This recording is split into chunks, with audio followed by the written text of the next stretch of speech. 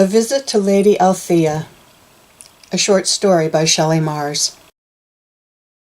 Once upon a time, in the quaint little town of Rosedale, lived an artist named Isabella. She found joy in the companionship of her dear friend Lady Althea, who lived far off in Penrith. Lady Althea, a kindred spirit, was an art enthusiast and a skilled painter herself. The two had bonded through their shared love for creativity, and over years marked by exuberant experimentation as they exchanged ideas and techniques, their friendship had grown stronger. Lady Althea had invited Isabella to come for a visit, and so it was, as the first rays of dawn gently kissed the world awake, Isabella decided to pay a long overdue visit to her friend. Her travel companion and newest friend, Gypsy, a majestic black and white horse with a spirited demeanor, whinnied in excitement as if sensing the adventure that awaited them. When she told Gypsy where they were going, Gypsy declared, "Oh, that is the best news. Let's begin." So with her canvases, trusty brushes, and tools tucked away, they embarked on their journey using a path that led them along the winding river. As the river and their path meandered slowly through the valley, the graceful willow trees lining the river bank stretched their delicate branches toward the cool water. Lush rolling meadows spread into the distance, sprinkled with an array of glorious wildflowers reaching for the sun. Butterflies flitted from bloom to bloom, their wings painting the air with their movements as if dancing to a melodious tune, and a gentle chorus of birdsong filled the air as they passed, singing their favorite tunes as they rode along.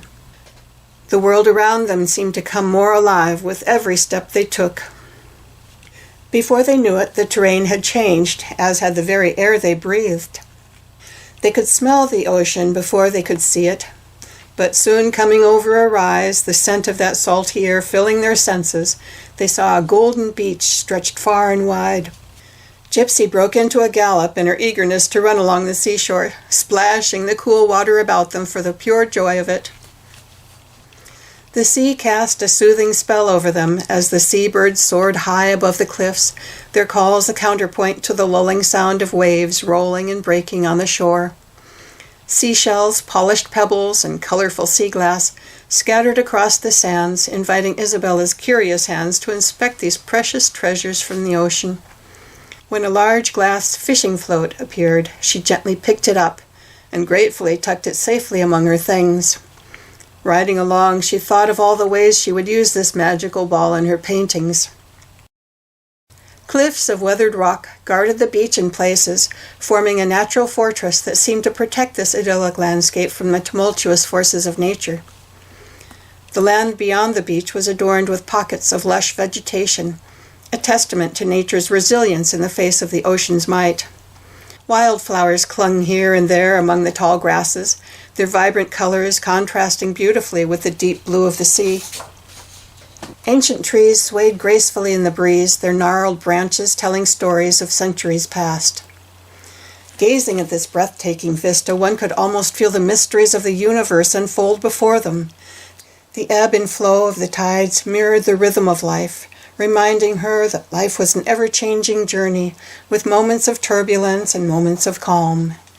Isabella and Gypsy felt honored to witness the magnificent interplay between the land and the sea, a spectacle that humbled the soul. As they journeyed along, Isabel's mind swirled with ideas for her next painting. She envisioned blue swipes, a composition that would portray the vastness of the world around her, the interconnectedness of nature she had witnessed during this adventure.